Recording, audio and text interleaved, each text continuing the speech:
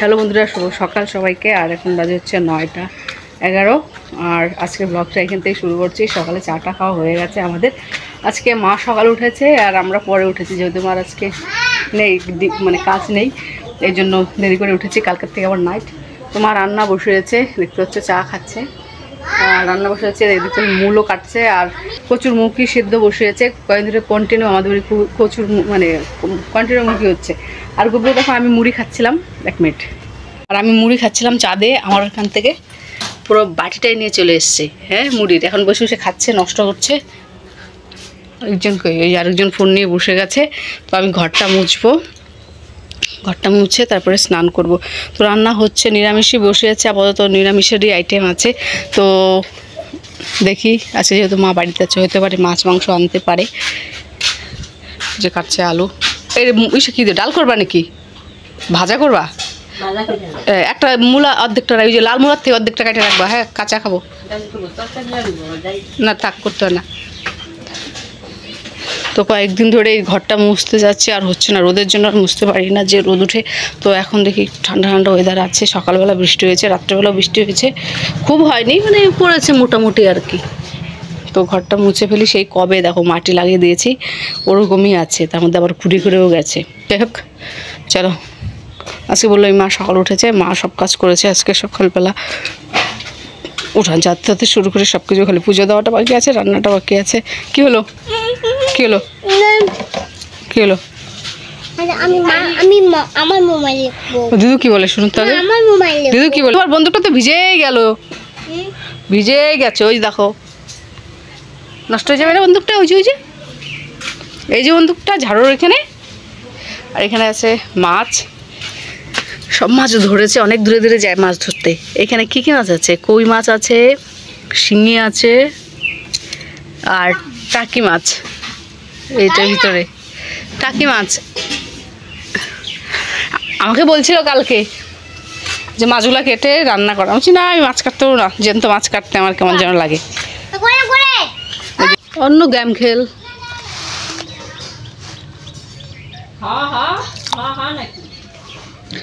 পিছনের ধারটা মুছে আসি, তারপরে ঘর মুছবো। কি রে বাবা?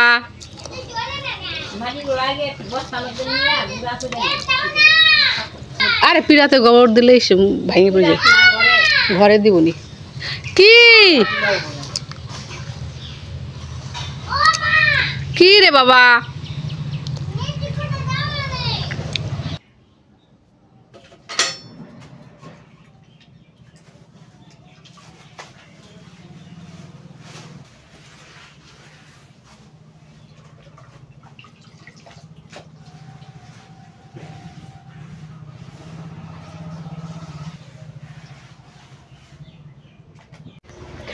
তো ঘর মুছে স্নান করে চলে এলাম একবারে। খিদে পেয়েছে, স্নান করে না খাই না কেন, যতই স্নান আগে খাই না কেন, স্নান করার পর নয় কেঁচে একটা মুখে দিয়ে মুখে দিই। স্নান হয়ে গেছে, এখন একটু দেখি রান্নার একটু বিস্কুট খাবো, চুলগুলো শুকাবো ফ্যানে। আমার কাজ শেষ। ও গুবলুকে স্নান করানো বাকি আছে, ওকে এখন করাবো না, পরে। ও আবার চিকেন এনেছে, চিকেনকে বললো আমি স্নান করে ফেলছি, এখন আর উনুন পাড়ে যাবো না। তো রাজকুমারীকে বললো মা তুই রান্না কর। চিকেন রান্না হচ্ছে, চিকেন আনছে, মটন, মটন। আমি স্নান করবো, তুমি করবা? স্নান করবা? তোমার ঠান্ডা লাগে? হ্যাঁ তো ঠান্ডা লাগে, জিভ বের করে কেন খালি? ছি, খালি জিভ বের করে, পাগলা পাগলা পাগলা। চুল বড় হলে এখন ঝুটি বেঁধে দিতে, ঝুটি বেঁধে দিব, হ্যাঁ হবে। তো এখন বাজে হচ্ছে 3:30। শুয়েছিলাম এতক্ষণ, একবার ঝাড়ু দেওয়া হয়েছে স্নানের আগে, আর এই যে হাওয়া দিয়েছিল, আবার পাতা পড়েছে। আজকে আমাদের সবারই সকাল সকাল স্নান হয়ে গেছে। আমার তো সকালে স্নান হয়ে গেছে, ঘর মুছে, তারপরে রাজকুমারীও করলো, মাও করলো, সবারই স্নান হয়ে গেছে সকাল সকালেই। তো দুজনেও ঘুমাচ্ছে, দুজনে বলতে মাও ঘুমাচ্ছিল, উঠে গেল, আর গুবলু তো ঘুমাচ্ছে, রাজকুমারী বসে আছে। ওয়েদারটা না আজকে খুব একটা গরম নেই, কিন্তু মানে ফ্যান না ছাড়া থাকা যাচ্ছে না, হালকা হলেও হালকা স্পিডে হলেও ফ্যান লাগছে আর কি। ওয়েদারটা আস্তে আস্তে না দুর্গাপূজা লাগছে। দেখতে আকাশটা ফিল আসছে দুর্গাপূজা। এবার কিন্তু পুকুরে বেশি জল হয়নি, যতটুকু দেখতে পাচ্ছি অতটুকু। আগের বছর জল কিন্তু এই গাছ অবধি চলে এসেছিলো, এই বড় গাছটা অবধি চলে এসেছিলো জল, কিন্তু এইবার সেরকম হয়নি। মানে আমাদের এখানে হয়নি। জলপাইগুড়ি ডিস্ট্রিক্টে তো বৃষ্টি হয়েছে, মানে কম হয়েছে বলতে আমাদের জায়গাটা খুবই উঁচু, মানে শিলিগুড়ি জলপাইগুড়ির থেকে আমাদের জায়গাটা উঁচু, এই জন্য জল হলেও না খুব একটা বোঝা যায় না। যেরকম শিলিগুড়ি জলপাইগুড়িতে যদি, জলপাইগুড়ির কথাই বলছি, জলপাইগুড়িতে যদি ঘন্টাখানিক বৃষ্টি হয় মানে হাঁটুর সমান জল হয়ে যায় মার্কেটে রাস্তাগুলো দিয়ে, মানে যাওয়া যায় না। মানে বললাম কি হাঁটুর সমান বা হাঁটুর নিচে জল যায় যদি ঘন্টাখানিক কন্টিনিউ ভারী বৃষ্টি হয়। তো সেই তুলনায় মানে আমাদের এলাকার থেকে তালমা সারিয়াম বলে আমাদের এখানে যে জায়গাগুলো আছে, ওই জায়গাগুলোতে না বৃষ্টি হলে খুব জল জমে। ওগুলো নিচু জায়গা তো খুব জল জমে, গ্রামের জায়গাগুলো খুব জল জমে। ওইখানে যদি কন্টিনিউ 1 সপ্তাহ বৃষ্টি হয় তাহলে খাল বিল রাস্তাঘাট একদম জলে ভর্তি হয়ে যায়। আর প্রচুর মাছ হয় ওই জায়গাগুলোতে। মানে তখন মানে রাস্তাঘাটে দেখবে খালি সবাই জাল নিয়ে দাঁড়িয়ে আছে মাছ মারার জন্য, আর প্রচুর মাছ ওখানে, ছোট গোড়া মাছ থেকে শুরু করে লোকাল মাছ, এমনকি বড় ওই মাগুর আসে, এমনকি বোয়াল চিতল এসব মাছও আসে। তো প্রচুর মাছ হয়, কিন্তু আমাদের জায়গাটা উঁচু তো এই জন্য বৃষ্টি হলে মানে জল বোঝায় না, কোথায় যে জল চলে যায়। দেখতে পাচ্ছি এত বড় পুকুরটা, জল কিন্তু অতটুকু। গজলডোবাতে কেমন জল হয়েছে, তো এদিকে সেরকম নেই। গাজলডোবার আশপাশে প্রত্যেক বছরই বন্যা হয় গ্রামগুলোতে মোটামুটি।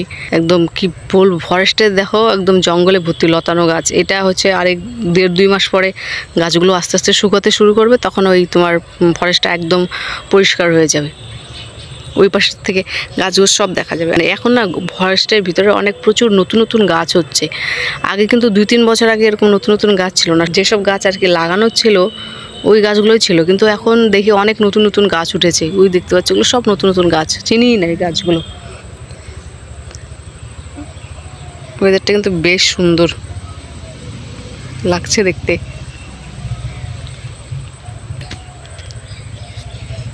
আর কয়েকদিন ধরে না খুব ব্যাঙের উৎপাত বেড়েছে।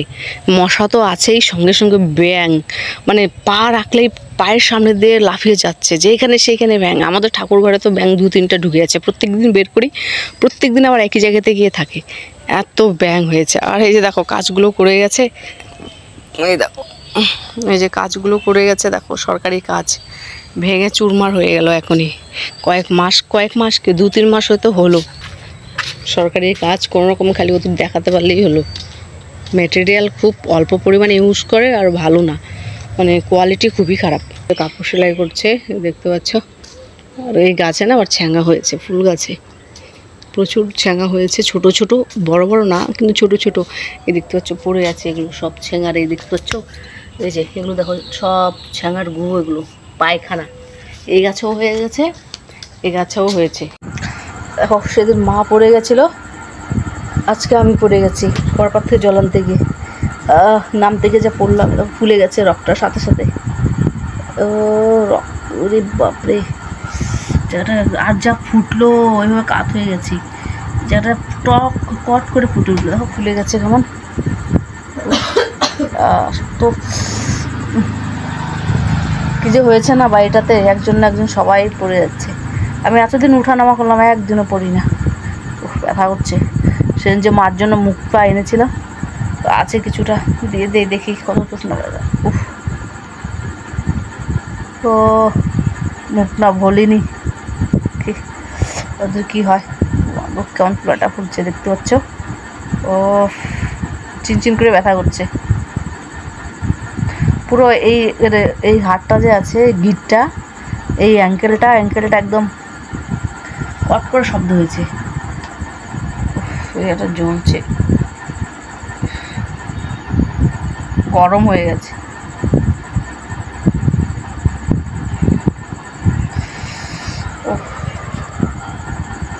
এবার এই গোড়ালে তো চাপ পড়েছে।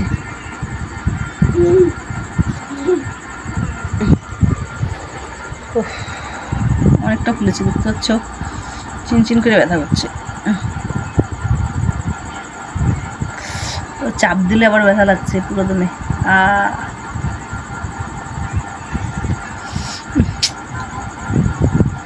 আরে জল খাবো, রান্নাঘরে গেছি দেখি খাওয়ার জল নেই, তো বালতি নিয়ে গেছি জল আনতে।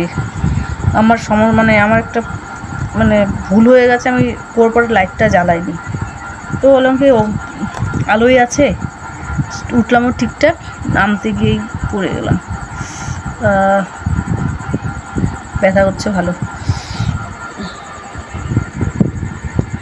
ফুলে গেছে দেখতে পাচ্ছ। কদিন আগে মা ঘরে উঠতে গিয়ে পড়ে গেল সিঁড়িতে।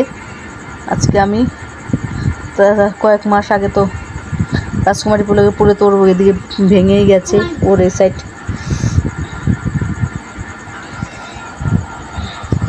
ব্যথা হচ্ছে গো চিনচিন করে।